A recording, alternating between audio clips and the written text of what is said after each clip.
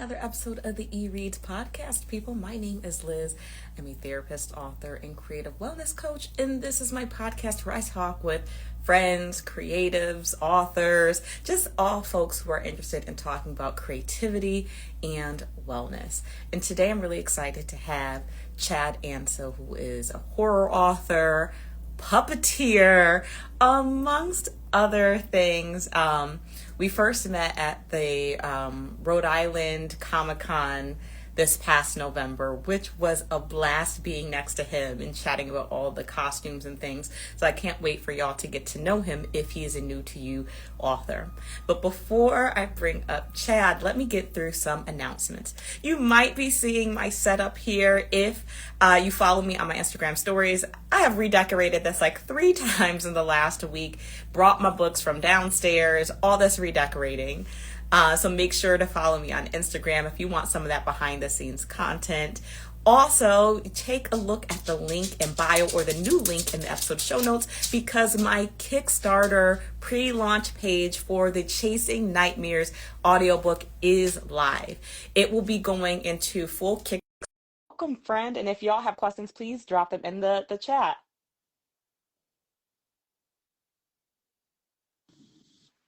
Hello. Hello, hi. How are you? I'm doing great. How's the weather, Liz? I'm so traumatized by all this snow. I'm It's just in denial. I'm just like, you know what? yeah, I'm just it's perfect. Yeah, it yeah, it's fine. perfect. How are you doing? I'm doing very well, thank you. It's so nice to see you again. I was excited for this. Absolutely. Yeah. Please introduce yourself for folks who may be like new to you here. Sure. My name is Chad Anctil. I am a horror and urban fantasy author from Providence, Rhode Island. I have been writing my entire life. My first novel was published in 2010. And yeah, I'm a writer. I'm a puppeteer. I design and operate giant parade puppets, 12, 13 feet tall. So that's a lot of fun. I'm a nationally certified fire performer. So I do a lot of crazy Really? stuff. Yes, I do a lot of crazy stuff. So my first question for you is like, has creativity been a part of like your entire life? Like you have a great mix of creative endeavors that you do. It is. No, I've definitely been creative my entire life. I, and I'm Gen X. So like we were very much, um, hey, go ahead and try it. Yeah, I mean, I think a lot of people call us the unsupervised generation, which is accurate. I think I was reading Cujo and Salem's Lot around second or third grade. That explains a lot about my writing. But yeah, yeah, I've always enjoyed creativity and like again, if something seems cool and fun, I give it a try. And I'm not afraid to be bad at something. I think that's the important thing is you should never be afraid at being bad at something. Being bad at something is the first step to being kind of good at something. That's 1000%. And it sounds like, yeah, like upbringing was like a part of that. But like, what else do you think really helped with that mindset of like to try and like it's okay to be bad? um I think one of the things was probably my grandfather. My grandfather was just a good old solid New England Yankee who built his own houses and he just did everything. Built his houses, built his family, and was just a great role model. Mm. But not like a manly man. You must hunt and and it, but a genuinely caring person who shared that love of life with everyone. And I think Mm. that from a very young age gave me kind of the courage to be like, "Well, yeah, I can, that's cool. I could do that. I could try that. And yeah. Yeah. I love that because I think environment is so important and Hmm. like it's great that was fostered from such a young age. But I'm thinking about folks who maybe are like, well, I didn't have that. Is it too late for me? And Hmm. um my initial thought, and then I want to also hear from you, is like create that environment now, right? Who are the people that foster that sense of play and curiosity? Be mindful of the people that drain that, but like for you, if someone was like, is my time lost because I didn't have that growing up, like what would you say to them? No, I mean, not at all, because things change so rapidly. You could, you know, was it Georgia O'Keeffe, painted her first painting in her 60s or something? Like, I mean, it's never too late if you want to try something Absolutely. creative, if you want to try something new. I think the problem that we have today, little mini soapbox, but the problem we have today is everything is monetized and commoditized. So Yes. if you want to try something, there so many people have this mindset of, well, if you're not any good at it, what's the point? If you can't monetize it, or if you can't, put it up on social media and get a following, or if you can't start making Mm-hmm. money off of it, then, what's even the point? And, Mm-hmm. I'm a horror writer, so I know money is not the point and never will be. It's because I love it. It's because it's something that I feel the need to do. I have stories that I want to tell. Um, I can I've been creative my whole life. I've written since high school, but I've never really tried publishing. I've never done it professionally. Let's just say I've never written professionally, never written with the goal to be published until I was in my mid 40s. Mm. Because one of the other things that you have to think of, it's not only how you were raised, it's not only your environment being raised, it's also, it is very hard to be creative if you're always in survival mode. If all you can Yes. think of is, working that next shift to get to that next paycheck to make that next month, that next rent payment, it's very hard to just sit back and go, oh, all right, now let me write this story about, you know, the dragon and the knight she falls in love with, or whatever it is, whatever Mm-hmm. you have, that story that you have to tell. It is so hard to get there and be creative and allow yourself to be Yes. creative, take that time to be creative, if you're always in survival mode. And that's just a really hard thing. And I'll admit, I did not, again, I didn't take that time for myself, and I didn't take it seriously enough, until a couple of things happened. One, I wrote a draft of, well, I wrote a book that I self-published just so my mom could read it. I wrote a book. Oh. It's like a middle school age supernatural mystery that was inspired by my son, and I literally self-published it for free on what used to be called Create Space. I guess it got merged into KDP. I did, again, zero. I mean, I did not have a professional editor. I did not Mm-hmm. do anything the right way. I used a picture of a tree. The book is called The Midnight Tree, and I used a picture of like a gnarly old tree in my neighborhood as the cover. Did nothing, because my entire point was I was happy with how it came out. I thought it was a nice story, and I wanted my Mm. mom to read it. And again, Yeah. my mom doesn't do ebooks or anything, so I did this free thing, and that book ended up, after I revisited it a number of years later, because it didn't have an ebook or anything, but I revisited it and did some proper editing on it and everything, and re-released it a few years back, and it actually ended up being my first Amazon number one, because a lot Stop. of people, were Really? interested in it. A lot of people were interested in it. So again, but I didn't even know where to start. Like back then, I didn't even know where to start. But that was kind of a cool thing. And then the other thing is, I have a couple of friends. I started writing my Providence Supernatural Crimes Unit series, and I Mm-hmm. had a couple of friends who, again, I had no intention of doing anything with these. I had friends, and I sent them digital copies, and a couple of my friends were like, "Oh no, you've got to do more of this. Like this, like when is this coming out? Like this needs to be a real thing." And they just kept peer pressuring me into. I think I'm probably not the first author who was peer pressured into publishing this book, but that's kind of how it came out. It was encouragement from the people around me is actually I what love kind of that. pushed me towards actually, starting to work professionally as an author. Wow, so many great nuggets that I want to Mhm. go back to because I loved like all of that. Um One being about survival mode. Like I love that Yeah. that call out there because I Hmm. think sometimes people are like, man, I can't write every day, or I'm not published Hmm. yet, or all of these things. But if those foundational things, like if you're worried about your housing, if you're worried about eating, Hmm. all these Yeah, things, it's very hard to have that mental space to create. You have to be very intentional. And so like yeah, I love how you brought us our attention to that, because yeah, sometimes it's not just a mindset thing. Sometimes it is a, you need to physically make sure like you're safe and able to do this so you can right. show up for your creative work. Yeah, exactly, exactly. How did you recognize you were in that space, and like anything that helped to get out of that? And again, it sounds like it wasn't like a one, two, three, like, cookie cutter response, but Yeah. it looks like you gave yourself the time to do create that space for yourself. Yeah, and again, and because I have a family, I am, Hmm. I'm a dad, I'm a Hmm. husband, we have a home. I work in, my day job is cybersecurity, which is I've been in the cybersecurity industry for over 14 years, so it's very intense.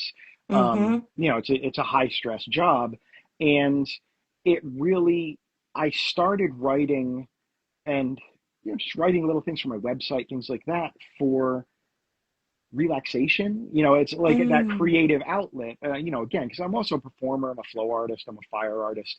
But I needed that unwinding, I need that ability to unwind.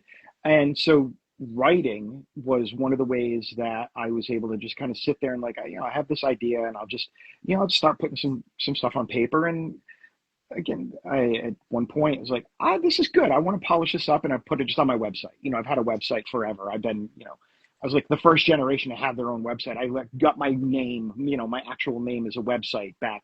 I don't even know how Hmm. long ago. So yeah, I've always had a website. I've always played with web things, um, and yeah, it kind of grew from there. And a few times I did NaNoWriMo, the National Novel Writing Month, and that was, I wrote a novel for, God, this is a long time ago, but I wrote a novel for NaNoWriMo years and years ago. Hmm. And that was the first time I had tried writing long form, because writing a novel is hard.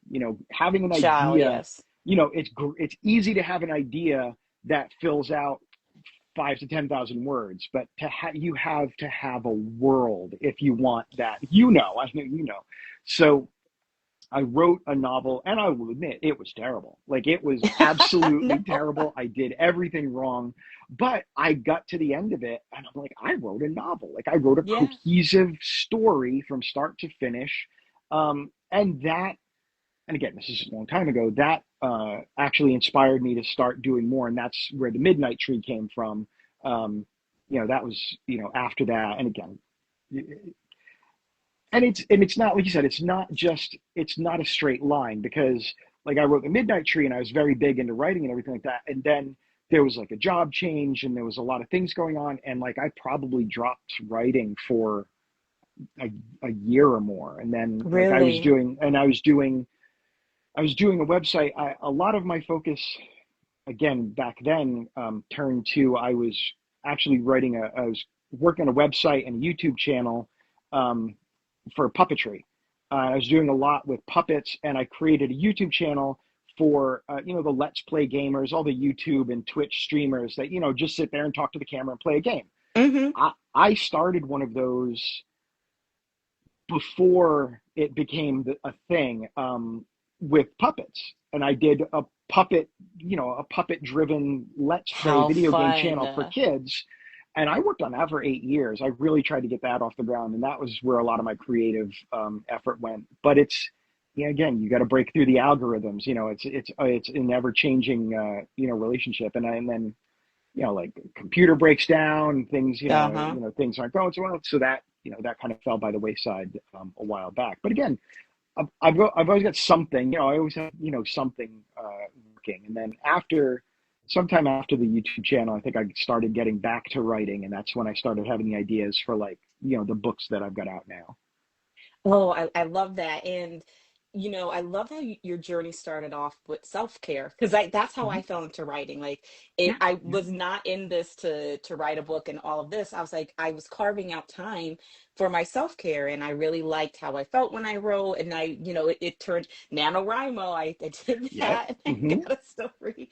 And I love that reminder of just bringing more of that play and self-care. Right. Because Yep. even though it may have taken you a long time, once it was time for all the pieces, you were able to be consistent and roll Yep. from there. And like, Right. I think when you bring in a little bit more of that play and that mindset of like, I'm doing this to make myself feel better, it's much easier to sustain because, Right. we see like there's people that start and then they stop and they never go back because of the pressure. But again, that mindset of play and figuring things out really Right. helped you always return to the creativity, it sounds like. Absolutely. Yeah. It really did. Yep. And tell us a little bit about being a puppeteer and like how does this fit into this world of creativity and authorship? It's that's funny. I have always loved puppets. Like my whole life. Again, I grew up Sesame Street generation. I grew up Sesame Yeah. Street, Muppet Show, Fraggle Rock, and it's bringing these characters to life, bringing these amazing, colorful, fun Hmm. characters to life. I it was just always something I loved, and so I've been, I would pick up, little, cheap puppets at a store here and there, or and when it really started in earnest when I had my son. When we had our son for his first birthday, I got him a professionally made puppet, like a professional puppet, this big How fun. orange puppet named Ditto. And as I started using the puppet, playing with my kid and everything like that, I just fell in love with it. I fell in love with the whole idea. So I worked on, becoming a better puppeteer, learning more about it, and growing my collection. I now have 3 dozen professional grade puppets of various shapes and Wow. sizes. When my son was in school, he had a hard time with homework. So we used to have a puppet pal that would help him with his homework. So I wouldn't help him with his homework like, one of his puppet buddies like Chip, or, would help him with his homework. And he was Oh, able to fun. focus that way. Hmm. So yeah, it's always been fun. Never anything I've done professionally. I've done kids shows at libraries and things like that. A few years back, I did. My pronoun pals. I have 3 puppets that are he, him, she, her, they, them, to kind of explain in a kid in a Oh, I love that. in a kid friendly way, about pronouns and about people's preferred pronouns. And I did that at like there was a library pride event in my town, and so I was bringing that there, and so I love the look on people's faces when you bring out a puppet. Like kids, adults, elderly people, they just all light up. I think everyone has Yeah. that connection to a puppet. And then I've been working with, it got really crazy a few years back. I am a member of Providence Drum Troupe, which is a street performance and activist street performance group, who works in the Providence community. And I had my small puppets. I had my little hand puppets that I would bring out to parades and such. Again, kids love them, but I had this idea and talked to the director of the group, and I'm like, "How would you feel about like a big puppet, like really big?" And they're like, "You think you can?" And I'm like, "Sure." Again, '80s kid, yeah, I could do that. Like, sure. And that's how Gumdrop, the first of the PVD puppets, was born. And again, she's, you know, brilliant pink, 12 and a half feet tall. We've been in countless parades from New York to Vermont to New Hampshire, all through Providence. And yeah, that is one of the most fun things that I ever stumbled into accidentally. Being a puppeteer in a 12 plus foot puppet is it's crazy because people absolutely love it. People go crazy for the giant puppets, and yeah, I've kept building them. We've got more puppeteers that have joined. We actually just performed in Attleboro this week at the Attleboro Winter Nights Festival, as the on Saturday night as the 3 of the giant puppets. So 3 of my puppets, Gumdrop, Applejack, and Disco. We're just dancing down the streets in Attleboro, and entertaining the crowds with the drum troupe, and it's a lot of fun that I never expected. Yeah, I love all of this because I remember when I started out writing, right? There's Hmm. this fear that you're going to use up your creativity. Hmm. And this is a really good example of like the more you play with your creativity, the more it Oh grows. And yes. Oh it just yes. takes a Yep. life. It's like planting a Yeah. mint. It just Yeah. goes and takes over everything. Right. Because I think as adults we have to allow ourselves that. Like there's so many Hmm. like I will still to I will stay right now. I have a very hard time playing video games. I used to love video games. I worked in the video game industry for like 8 years. I've worked on Hmm. games like Lord of the Rings Online and Batman Arkham City. I mean, I worked on those games. So I've always loved video games, but even today, because I have so many other things going on, if I've got a laptop in front of me, gaming isn't the first thing I think of. Like it's like, yeah, I could jump in that new game, or I've got the story I've got to finish. So Oh, nice. I don't think of writing as a job. Like I never think of it as like, oh, that's my job now. I got to write a story because jobs pay. But the but um, it's something that I think is more. It's still creative and it's still very enjoyable to do, Yeah. but it's something that is.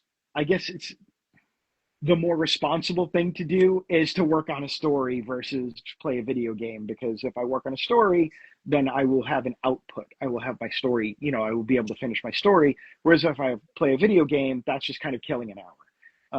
I still It is have a more very hard time. reinforcing. It Yeah. sounds like, when you were, and video games are different now. There was this Yeah. other study about that, like video games from like our generation, like you had to like learn and grow. Like there was like a little bit more of that stimulation where now Hmm. video games sometimes like it's like that endless play. There's not really a goal. And like Sure. Yeah. with your writing, Hmm. you get this like one, you're creating something, but it's like you're Yeah. getting that mental stimulation. Yeah. Exactly. Yeah. Yeah. So that's definitely important. I do still play video games a lot though. But yeah. Before Still, I you got to ask you have a little bit, fun. oh, go ahead. No, no, no, no. I just said it's still fun. It's still a lot of fun. Yeah. I love that. And like, Mm. before I ask you more about your current works, because they're Sure. all grounded, well, most of A them are lot. grounded in Providence, right? Yes. Well, the But books are. Yeah. Yeah. you also do a little bit of music therapy, is that right? Yes. With the Providence Drum Troupe, one of the things that we have done a number of times is we are hired by, again, libraries or schools to do kind of like a music therapy, music appreciation type event where we bring in instruments for the kids and we have them, we teach them simple rhythms and we, breathe in and out as you're playing the rhythms, give them different instruments. I've incorporated the puppets into that too, the smaller puppets, and kind of uh, explaining different drums from different parts of the world. I have a drum collection from, everywhere from Africa to Nepal to South Wow. America. And so I'll bring a selection of drums and I'll do a little thing with a puppet, have the puppet introducing them, saying, this is a tabla, this is from South America, this is from Nepal, or this is an ashiko, this is from this area of Africa, and it's really great to get to introduce the kids to different music. Everybody can play a drum, like literally everyone can play a drum. You don't need to worry about you know guitar or learning Hmm. musical notes on a wind instrument. Every kid can play a drum, so that's what we really have a lot of fun with, and again encourage that creativity. Um, it's a really great time. Not only creativity, but like I was thinking, like you don't really think about how creativity can be used to like have these teachable moments. Like I think that's Right. so Hmm. great of not only are they learning music, but they're learning how to regulate their emotion through breathing. They're learning about Yeah. different Hmm. cultures through drums. And so thinking creatively about how creativity can be an outlet or an intersection, especially if you have a kid who is resistant or bored with learning, maybe you just need to Right. think more Yep. creatively. I love that. Exactly. Yes. Yep. So tell us a little bit about, so for y'all who don't know, like Chad has these amazing covers, and it was amazing to see them like fly off his table at the Rhode Island Comic Con, and his Yeah. pitches for his stories are like so fun. So like what, and like you have like anthologies and everything, but please tell Yeah. us like, oh, I'm actually going to ask you this. Do Okay. you have a favorite book, baby? Do you have like a favorite book or story that you have written? Oh, that I is know, making you really choose. hard. Oh yeah, that is really hard. I love them all in different ways, and I'd say my favorite right now is the Providence Supernatural Crimes Unit series because I've put so much into it. I've been working on it for years. But there are stories that have really crept up on me in anthologies that I've written. There's an anthology from Signus Magnolia collective called Abandoned Altars, and Mm. I wrote this story for that called A Question of Faith, and it's hardcore horror. Like it's Abandoned Altars, Question of Faith. Oh yeah, it's very no, it's hardcore horror, but um, it hit me in just the right way at just the right time. That is like it's. I love all my stories, but that one is one of the ones recently that I'm just really proud of. Like I love the Mm. end. The end result was better than I had thought it would be in my head. Like so. That one's a really, really good one. But yeah, the Providence Supernatural Crimes Unit series is that's where my heart is. Nice. And can you share what is that story about and what was the journey for that story of writing that story? I'm sure. I think it's probably going to be backwards, but Ah, yeah, yes. yeah. Isn't that cover great, y'all? Yeah, I love this cover so much. Our cover artist just did an amazing job working with the publisher and I. So, Providence Supernatural Crimes Unit is a dark urban fantasy horror series about a street smart cop named Riley. She stumbles across a horrific, bloody crime and a creature that should not exist. These are monsters and all kinds of stuff. This interaction gets her recruited into Providence Police Department Special Investigations Team, which is in secret the Supernatural Crimes Unit. It's a small group of cops and magic users that basically fight supernatural crimes, occult crimes, human sacrifice, possessions, weird monsters. I like to say they fight the things that go bump in the night so that the people of Providence can sleep easy. I like Um, that. and it is a series. Book one is out. Book two comes out this October. Book three the following. And it is it's really part of it is my love letter to Providence. Book one is very Hmm. much a love letter to Providence. It used because again I've lived and worked in and around Providence for decades. I love the city. So it is and it has a very weird history. Like the history of Providence, like there's a lot of weird things about it. It's the home of H.P. Lovecraft. Edgar Allan Poe hung out here dating a girl, and a lot of other things. There's a ghostly history of Providence that's just phenomenal. So it's my love letter to all of that, but it's also just a really I love the world. I love the characters that have come out of it.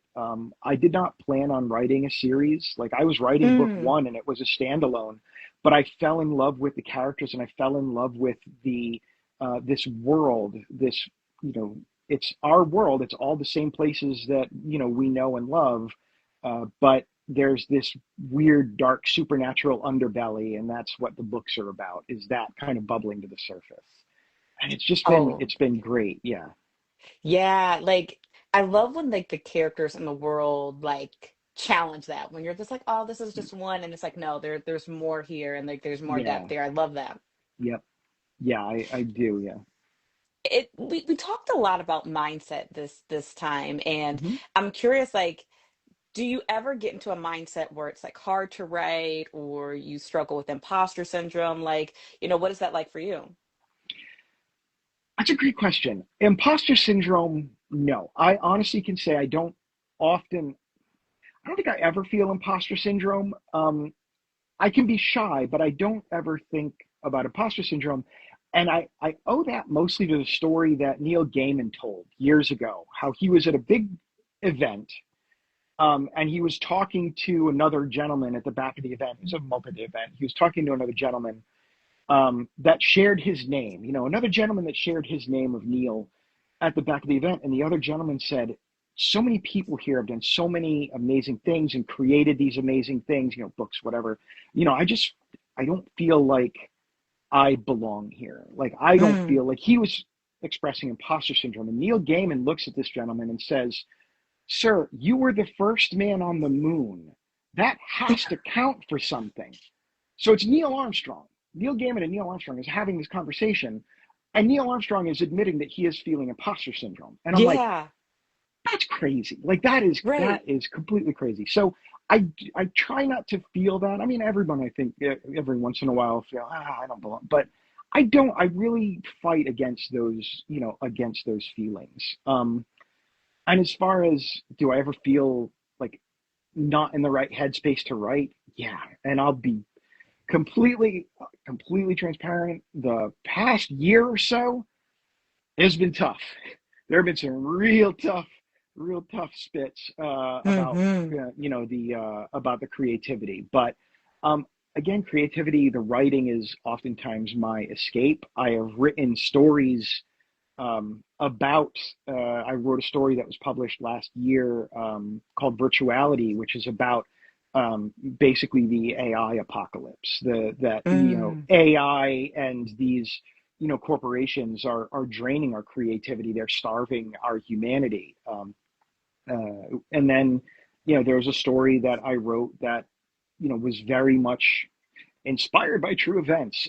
It was called Temple of the Black Spire, and it's a horror about a essentially a church moving into a idyllic small town and tearing that town apart with divisive rhetoric. And Mm. they're the ones beating the Bible, saying we're right, we're holy.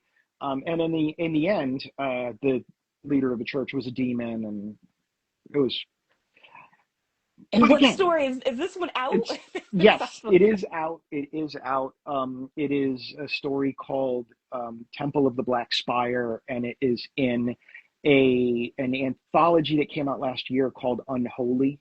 And Mm. it's an anthology of religious horror. So yeah, it was again about that, how people can fall into certain rhetoric and turn against one another. A small town where everybody's friends, and the guy in the hardware store, hey neighbor, and Mm-hmm. this these this church comes in and turns people against one another, and then everybody's caring what's happening behind closed doors and suspicious of their neighbors, and it all falls apart. You know, Absolutely. And proof of like how yeah, powerful writing can be to help us recognize and be right, mindful yeah, to, protect our mindsets and protect, how we show exactly, up. So like yeah, I love that. yeah, And um we're almost at time. So like Chad, sure. please tell us like how can folks like find your stories? How can they follow you? And do you have anything coming up that we should know about? Sure. So everything that I do is on chadanctil.com. That's my website that has a page dedicated to Providence Supernatural Crimes Unit. So all of the information for Providence SCU and the upcoming books are there. It has, I post all of the new stuff that I've got coming out. I post short stories there sometimes. I just posted an article about how to write a review for your friends who write books. Um, chadanctil.com. You can get to all my social media there as well. As far as what I've got coming up, I've got a bunch of books coming out this year. The most important is Providence Supernatural Crimes Unit Book 2, which is officially titled Possession is Nine-Tenths of the Law. And it is the Nice. Providence SCU team going up against demonic possession. So, Nice. yeah, kind of a clever title. But yeah, Yes. a number of anthologies coming out, including the newest anthology from Signus Magnolia Collective, which always put out really great books. And yeah, all on my website. Awesome. Thank you so much for stopping by and like, again, reminding us of how important mindset is, right? To continue Hmm. to keep trying and exploring and to just let our creativity be limitless. Like I love all the Yeah, different things you do. And if you would have said, well, I can't do that. I can only be an author or, oh, I'm not an expert in that. Like I think, again, like this permission to just be yeah, authentic and 100% who you are allows us to keep growing rather hmm, than to feel stagnant. And I'm going to carry that along with me this week. yeah, exactly. And remember, you don't have to be good at something. Like you don't have to be good at it. You don't have to be able to monetize it. If you just enjoy it, just have fun. Yep. Absolutely. All right. Chad, thank you so very much. Y'all have a great rest of your day, and we will see you next time. Thank you, Liz. It's Bye. great. Thanks.